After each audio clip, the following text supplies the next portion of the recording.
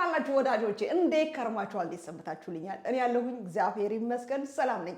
ዛሬም በአዲስ ቪዲዮ ተገናኝተናል። ዛሬ ዱባ ይዤ የመጣሁት ግን በአዲስ አሰራር እኔ እህታችሁ ዱባ እንድትበሉ የማልፈጥረው አይነት ዘዴ የለም። የምር ግን ለአትክልቶች መብት ማስከበር ቢኖር እኔ ነበር አንደኛ ለዱባ መቆምለት። መሰጠት ከሌለበት ቦታ በታች ነው በቃ ቦታ የተሰጠው። ላይክ በቃ በጣም እንደማይወደድ እና በጣም ብሶ አይወደውም፣ ብቻ ሳያውቀው አይወደውም።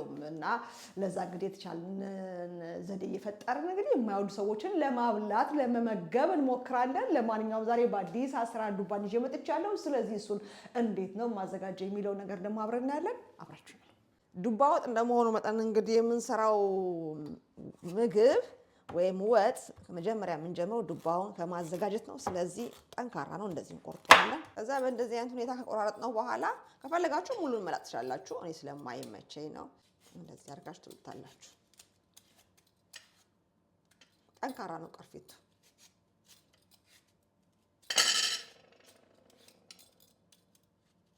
ከዛ ፍሬውን በእንደዚህ አይነት መልኩ እናወጣዋለን። ከፈለጋችሁ ፍሬውን በቆልታችሁ መጠቀም ትችላላችሁ። በጣም አሪፍ ነው። ብዙ ንጥረ ነገር ያለው ቆዳውና ፍሬው ነው ዱባ ይባላልና፣ ስለዚህ ንጥረ ነገራችሁን ማግኘት ትችላላችሁ በመጠቀም ይሄንን ቆልቶ። ከዛ እንከትፈዋለን በስሱ ለመብሰል በቶሎ ለመብሰል እንደሚያመች እያደረግን። ለምሳሌ እንደዚህ አይነት ነገር ታቻል። እንደዚህ ይሄንን ያዘጋጀነው ፒሬክስ ውስጥ እንከተውና ወደ ኦቨን እንከተዋለን። ከዛ እንደዚህ ከጨመርን በኋላ ምን እናደርጋለን መሰላችሁ? ዘይት እናደርግበታለን። እዚህ ብዙ አይደለም፣ ትንሽ እንዲያባስለው ያክል። ከዛ ጨው እናደርጋለን። በዚህ አይነት መልኩ በቀዋል። ከዛ አንድ ማማሰል እንሰጠዋለን፣ እናማስለዋለን። እንደዚህ ለውስ ጨው ሁሉም ጋር እንዲዳረስ። ከዛ በኋላ እፍና አድርገን ነው የምናበስለው፣ ሳንገልጠው የምናበስለው። ምክንያቱም እኛ ከለር እንዲይዝ አይደለም የምንፈልገው፣ እንዲበስልልን ነው እንጂ። ከፈለጋችሁ ይሄንን ሂደት በኦቭን ከማድረግ ይልቅ በውሃ መቀቀል ትችላላችሁ። ግን በኦቭን ሲሆን ውሃውን ከውስጡ የራሱን ስለማያጣ ስለማናጠለው በደንብ ጣዕሙን ይይዛል። በተሻለ ጥሩ ነው። ግን ኦቭን የሌላችሁ ሰዎች ቀቅላችሁ እንደዚህ አይነት የዱባ ወጥ መስራት ትችላላችሁ። ለማንኛውም አሁን እንደዚህ ያደርገን ከድነን ኦቭናችን ውስጥ እንከተዋለን።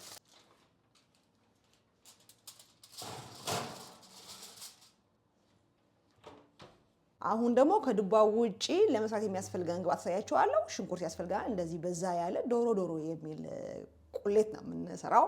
ከዛ በርበሬ ያስፈልገናል። ድልህ እንደውም ካላችሁ በጣም አሪፍ ነው። ዝንጅብልና ነጭ ሽንኩርት አድርጌያለሁ። እዚህ ጋር መከለሻ አዘጋጅቻለሁ። ቲማቲም እኔ አደርጋለሁ።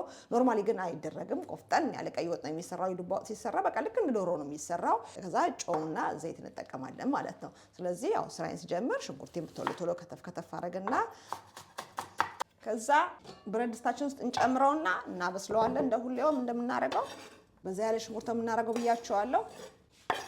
ታያችኋል። አነስተኛ ዶሮ የምንሰራን ያስመሰል ነው አይደለ? እንዲህ እናደርጋለን። እኔ ትንሽዬ ውሃ አደርጋለሁ። በውሃ ነው የማበስለው። እናንተ አይ በዘይት ነው የምናጠብሰው የምትሉ ከሆነ የእናንተ ምርጫ ነው። እኔ ግን መጀመሪያ ሽንኩርቱን ማብሰል እፈልጋለሁ። እንደዚህ እንከድናለን፣ እናበስላለን። እሳቱን አጠፋለሁ። ለ1 ሰዓት ያክል አብስየዋለሁኝ። እንደ ዱባችሁ ጥንካሬ እንግዲህ ከ45 ደቂቃ እስከ 1 ሰዓት ወይም ከዛ በላይ የሚፈጅ ከሆነ እያያችሁ አቆዩት። ኦቨን ውስጥ እንደተከደነ የምታበስሉት። አበሳሰሉን ለማየት ብንሞክር ይታያችኋል። ፍርስ ነው ማለት ያለበት። ከለሩ ግን አልቀየረም። እንደዚህ እንደምታዩት ያለምንም ውሃ በራሱ ውሃ እንደዚህ አድርገን አብስለነዋል። አሁን ትንሽ በረድ ይበልና የሚቀጥለውን ሂደት ደግሞ አብረን የምናይ ይሆናል። ከዛ እኔ ደግሞ ዱባው እስከሚበርድ ሽንኩርቱም እስከሚበስል እዚህ ጋር ነጭ ሽንኩርቱን አዘጋጃለሁ። ዝንጅብልም አለኝ አብሬ ፍጭት አደርገውና አዘጋጃለሁ በደንብ። አሁን እንደዚህ ውሃው መጧል። እዩት፣ ታያችኋል። ሲመጥ የዚህን ጊዜ ዘይት ጨምሬ ጠብሰዋለሁ። ትንሽ ደግሞ እንደዚህ ጠበስ ካረኩኝ በኋላ ነጭ ሽንኩርትና ዝንጅብሉን ጨምሬ አብሬ ጠብሰዋለሁ። እንደዚህ አብሬ ጥብስ አደርገዋለሁ። ቅድም ያያችሁትን አንድ ቲማቲም ልጬ ጨምራለሁ። እንደዚህ ከተፍ አድርጌ የግድ መቀጥቀጥም መፍጨትም ግዴታ አይደለም። ሲበስል ይሟሟል። እንደዚህ በመክተፊያ ውስጥ ደቀቅ አድርጋችሁ ከከተፋችሁት እሱንም አብሬ ጠብሰዋለሁ ውሃውን እስከሚጨርስ የቲማቲሙን ውሃ። ከዛ ቲማቲሙ ደግሞ ከተጠበሰልኝ በኋላ በርበሬ እጠቀማለሁ። እንደዚህ 3 ማንኪያን ጨምርና እናያለን።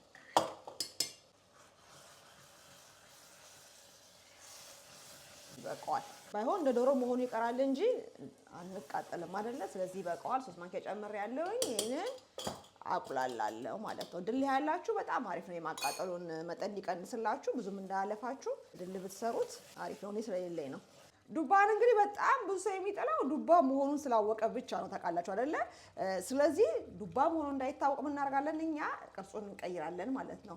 በተለይ ልጆች ከሆኑ 100% ነው የምላችሁ ይመገቡታል፣ ስለማያውቁት ማለት ነው። ትልቅም ሰው ወንዶች ከሆኑም አያውቁትም ጣዕሙን። እንደዚህ አድርገን እንፈጨዋለን። ከዛ ትንሽ ውሃ ጠብ አድርጌ በደንብ አድርጌ ምንም አይነት እንትን እንዳይኖረው ማለት ነው እንደ ሽሮ በደንብ አድርጌ ፈጨዋለሁ። ታይቷል። እንደዚህ ውሃ እየጨመርኩኝ ልክ የሽሮ ይዘት እስከሚመጣ ድረስ ማለት ነው፣ ወይም እንደ ሱፕ እስከሚሆን ድረስ እንደዚህ ፈጨዋለሁ።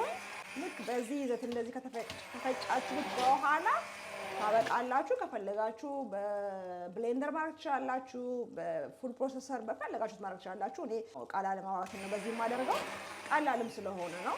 በቃ በእንደዚህ አይነት መልኩ ከጨረስን በኋላ ከዛ ምን እናደርጋለን? ማቃጠሉ ሲያበቃ በርበሬው እና ማቁላታችንን ስንጨርስ እርግጠኛ ስንሆን ልክ እንደ ማንኛውም ቀይ ወጥ እንደምንሰራ ማለት ነው ይህንን የፈጨነውን ዱባ እናመጣና እንደዚህ እንጨምረዋለን። ታያችኋል። ከፈለጋችሁ እናንተ በጣም በቃ እንትን ማትፈልጋለው ምንም ነገር እንዲታይ አልፈልግም የምትሉ ከሆነ በማጥለያ አምጣችሁ ማጥለል ትችላላችሁ። ግን ለቤት ለሚሰራ ነገር ያን ያህል አስፈላጊ አይመስለኝም፣ አስፈላጊም አይደለም። ለዛ እኔ እንደዚህ አደርጋለሁኝ። መጥለል ላይ አይጠበቅብንም። በደንብ አድርጌ ፈጫውቴ ከዛ ይሄንን እንደ ሽሮ ወጥ ይሆናል። ይሄንን ትክትክ እናደርግና የዛሬው ሽሮአችን ይሄን ይመስላል ብለን እናቀርባለን። ሲንተከተክ ታዩታላችሁ። በደንብ ይቀላቀላል። አይታወቅም ዱባ ይሁን ምን ይሁን ሽሮ ይሁን ሽምብራ ይሁን ምንም ይታወቅ ነገር የለም። ሲያርቀን እናንተከትከዋለን። አሁን በደንብ ተንተክትኮልኛል፣ ይታያችኋል። በእንደዚህ አይነት መልኩ ምን አደርጋለሁ መሳችሁ? መከለሻ ጨምራለሁ። ቅድም ጨው ዱባውን ኦቭን ውስጥ አስገባው ጨምሬያለሁ። ከዛ ሶሱ ላይም ሲጨምር መቅረጽ ረሳሁኝ እንጂ ጨምሬያለሁኝ። ስለዚህ የቀረኛውን የመጨረሻ ግብአት መከለሻ እንደዚህ ንስ ማድረግ ነው። ጥቁር ቅመም ካላችሁ ጥቁር ቅመም ቁሌቱ ላይ ብትጨምሩ በጣም አሪፍ ነው። እኔ ስለሌለኝ ነው። አብረን እንግዲህ ለፋሲካ እናዘጋጃለን ጥቁር ቅመማችን። እሳቱን አውቄ ቅንስ ያደረጉት፣ አለበለዚያ ልክ እንደ ሽሮ ሀገር ነው የሚያበላሸው። እሺ ግድግዳው መሬቱ ምን ሁሉ አይቀርም ሲንተከተክ። ስለዚህ አሁን እየጨረስኩ ስለሆነ ታይቷል። ይዘቱን ልክ የሚመስለው ምንድነው? ሽንኩርት ብዝት ብሎበት የተሰራ ሽሮ ነው እንጂ የሚመስለው ዱባ አይመስልም። እና በእንደዚህ አይነት መልኩ ከጨመርን በኋላ መከለሻችንን ትንሽ ተክተክ ሲል ቃናውን እንዲወስድ እናደርግና እናወጣዋለን። አሁን ለገበታ እናቀርበዋለን። እሳቱን እናጠፋለን። ታይቷል። በእንደዚህ አይነት መልኩ ትክትክ ብሎ ዘይቱን ሁሉ ማውጣት ጀምሯል። ስለዚህ እናወጣዋለን። ታይቷል። እንደዚህ እናወጣና ከእሳቱ ላይ ፈቀቅ እናደርገዋለን። እሳቱን ስላጠፋን እንዴት እንደሚያምር እውነት እንደኛ ሀበሻ ስለሆንን ስለማናንቃለጥ ነው እንጂ ሉካዴ ስናም እያሉ በቃ ሌላ ሰው ቢሆን እንዴት እንደሚሆኑ። እሺ ለማንኛውም ይሄን ይመስላል የዛሬው የዱባ ወጣችን። ቀምሰን ደግሞ ምን እንደሚል እናያለን። እስቲ እንቅመስ። አሁን ደግሞ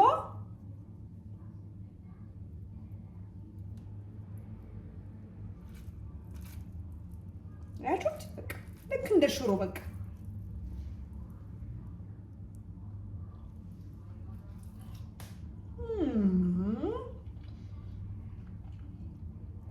እውነት እላችኋለሁ የመጨረሻ በጣም አሪፍ።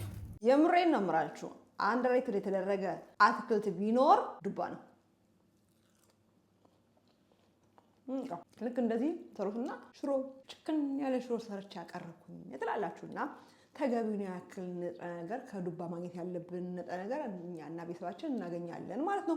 በእንደዚህ አይነት መልኩ ሰርተን ከተመገብን ደግሞ ብዙ ሰው ዞር በሉና ራሳችሁን ቤተሰቦቻችሁን እዩ። ብዙ ሰው ቀምሶት አይደለም ዱባን የሚጠላው። የእውነት ነው የምላችሁ። በእንደዚህ አይነት መልኩ ስሩና ተመገቡት። በጣም ነው የምትወዱት። የመጨረሻ ሽሮ ያልሆነ ሽሮ የሚመስል የተለየ ንጥረ ነገር ያለው ከሽሮ ማለት ነው። በጣም አሪፍ በጣም ቆንጆ ምግብ ሰራችሁ ማለት ነው። ስለዚህ ለዛሬ የነበረኝ ቪዲዮ ይሄን ይመስል ነበረ። ሽሮ የሚመስለው የዱባ ወጣችን ይሄንን ይመስል ነበረ። አዲስ ናችሁ ለቻናሌን ከወደዳችሁ ሰብስክራይብ ማድረጋችሁ እንዳትረሱ። የሰራሁትን ደግሞ ካደነቃችሁ በላይክ ፍቅራችሁን ግለጹ። በሌላ በቆንጆ ቪዲዮ ደግሞ ደግመን እስከምንገናኝ ሰላም ሁኑልኝ። ባይ ባይ። ስሩና ሞክሩት።